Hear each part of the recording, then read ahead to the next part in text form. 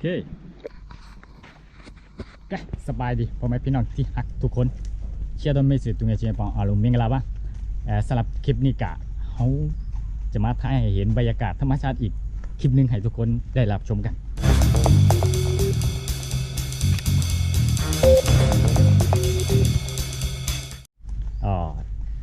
คลิปนี้มื้อนี้ถ่ายอยู่บ้านนะอยู่บ้านเดี๋ยวตอนนี้เขาจะไปว่า ตั้งแต่สึกมายังไม่เคยไปยามป่าว่าจะไปให้เห็นบรรยากาศยามป่าอยู่ในคลองเนาะDMV ก็งาไปอย่างวะงาตัวชางาตัวชาไม่มีเพื่อนคนหลายใหญ่เปียมาพิบัติเดี๋ยวเราจะนอนด้วยยัวเช่นมีเพื่อนเนี่ยบอกเดี๋ยวเราเนาก็คงบินก็นี่ก็เป็นบรรยากาศหลังเฮียนหลังเฮียนมีต้นหมากก็จะไปยำกับซุยเอไอ้ใช่ซื้อมันซุยเอ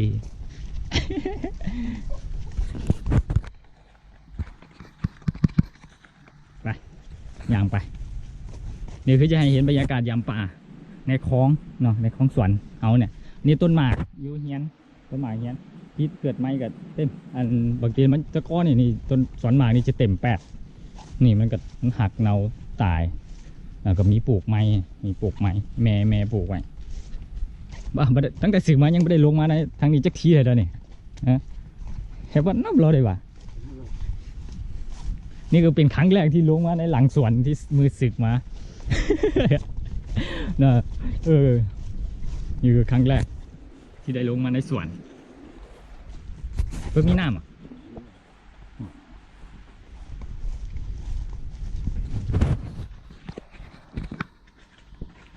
นี่ก็บรรยากาศได้ถอดเกือบไปมีน้ำดิพยายามปลาในคลองได้ให้ทุกคนได้เห็นบรรยากาศธรรมชาตินี่พวกหอยฮะนี่พวกหอยหยับถึงอยู่หน่อยโอ้ยเลิกแค่เบื่อตกลงคลองตกลงน้ำสางโอ้บางทีคลองตกน้ำไม่ได้เด้อมันคือแต่ก้อนแล้วแต่ก้อนจะตกน้ำได้เดี๋ยวนี้แต่ก้อนชุ่มน้ำไม่ได้ไป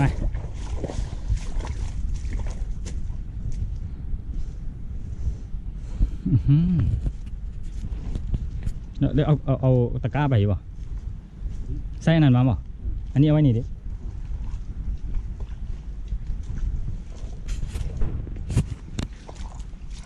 เอาเหรียญน้ำได้เนี่ยฮะ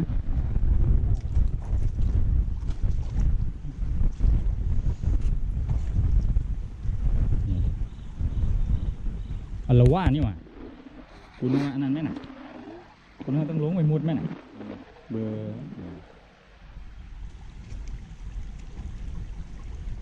ละว่าเย้าด่ะหาไปทางกองย่ามเลยอ๋อบำหนึ่งวันตอนเป็นละว่านี่แน่ล่ะมันจะได้ลงไปมุด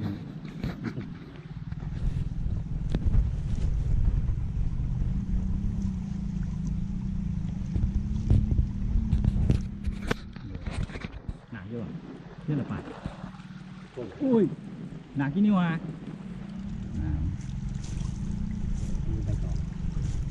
ยี่ได้กี่ตัววะ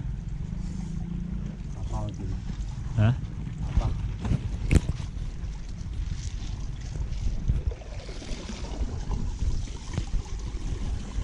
โอ้มือหลังจะได้มา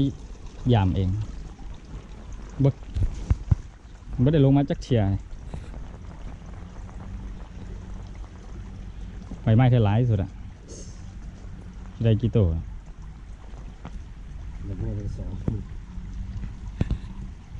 อันนี้บรรยากาศหลังสวนเป็นคลองนี่ลงไปวัดเขาเนาะนี่บรรยากาศในสวนของเขาถ้าย้ำแรงถ้าพี่น้อยปลูกพี่สาวปลูกผักปลูกเงี้ยนี่ได้น้ำมันหลายอยู่ เทลงมา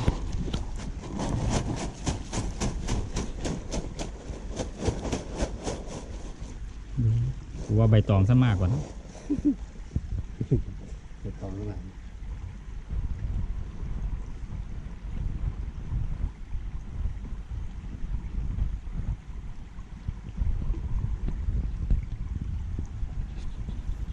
เนาะบ่ใครมีเด็กน้อยมันเล่นน้ำเนาะ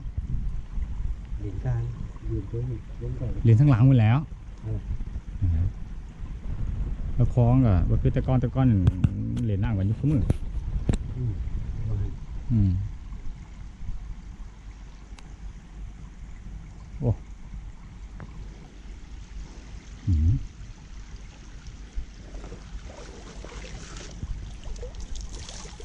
กูนึกว่าต้อนมันได้ลงไปมุดแล้วก็ยามหนึ่งอ๋อ ตอนที่หมดเลย ได้ไปเบิ่งป่าว่าได้จะได้ปลาเช็ดโตซะ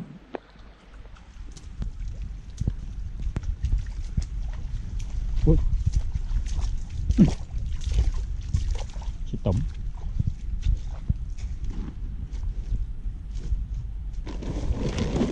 มาเบิ่งดิอย่ามายามอันนั้นไว้เบิ่งหัน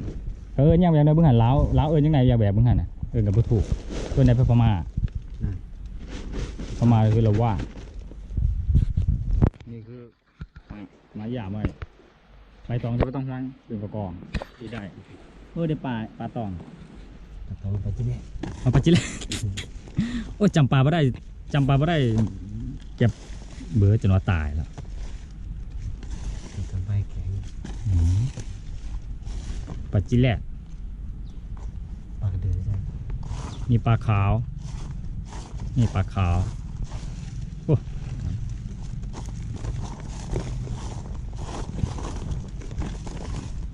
ปลาตีไปแล้วมึงโยนไปน่ะ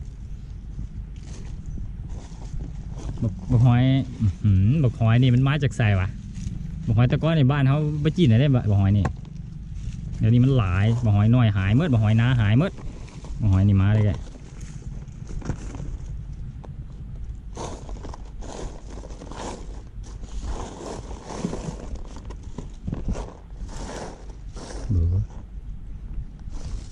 อันนี้ปลาอย่างนะปลาเบ้าปลาบู เป้า ปลาเบ้าไอตัวนี้นะนี่ตัวมันมีท้องตะก้อนนี่ถ้าน้อยทุกคนจงหูจักไอตัวนี้ปลานี้มันจะมีวิธีวิธีเห็ดให้มันท้องบุ้ง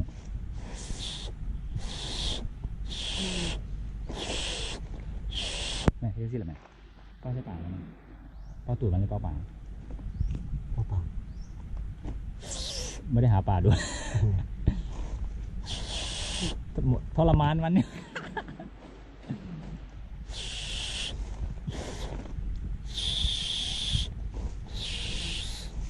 อ๋อมันคือปลาปุ้งอ่ะ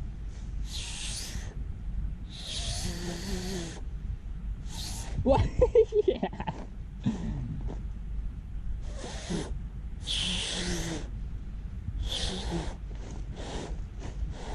อ้าว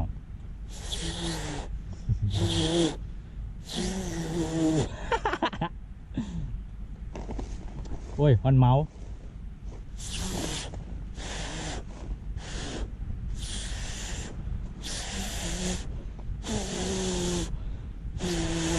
นี่ปุ้งขึ้นมาละโ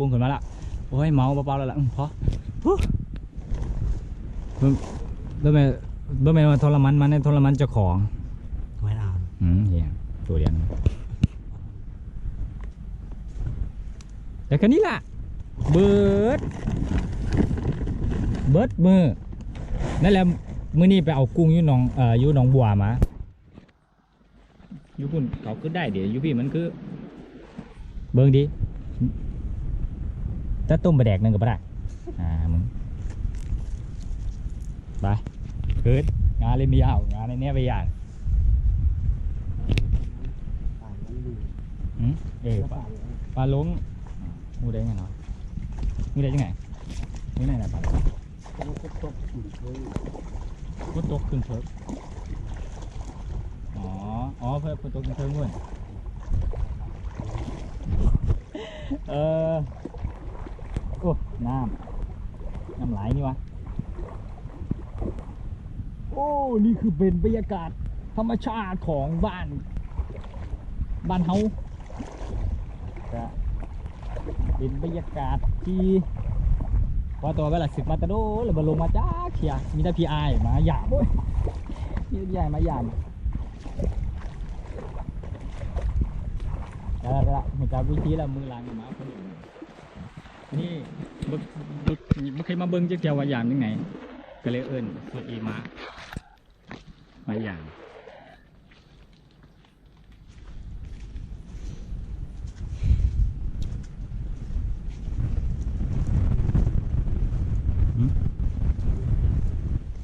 เนี่ยอ๋อบุกเบอร์กับบ่มีน้อยมันเป็นแบบเบอร์น้อยกับบ่มี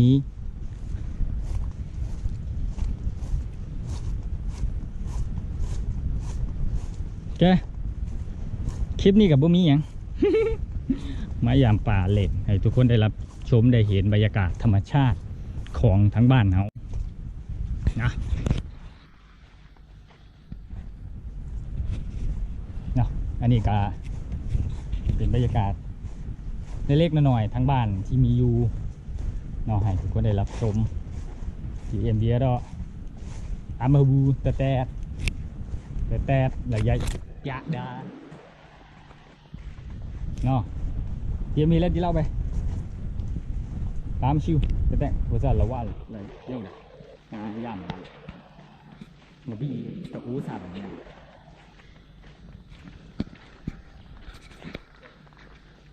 เนี่ยเป็นไงกะสลับคลิปนี้กะคุณมีอย่างแค่มายามเบื้องป่าแล้วก็อยากให้ทุกคนได้เห็นบรรยากาศธรรมชาติที่ในบ้านหรือเราอยู่เฮียนอย่างที่ป่าหาป่ากันกินแบบนี้ในของในป่าของเขาจะไหนป่าคิดว่า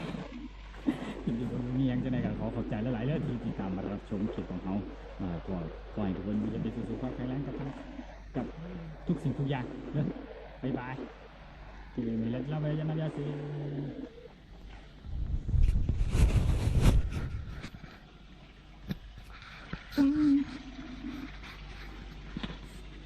ขึ้นมากันสิ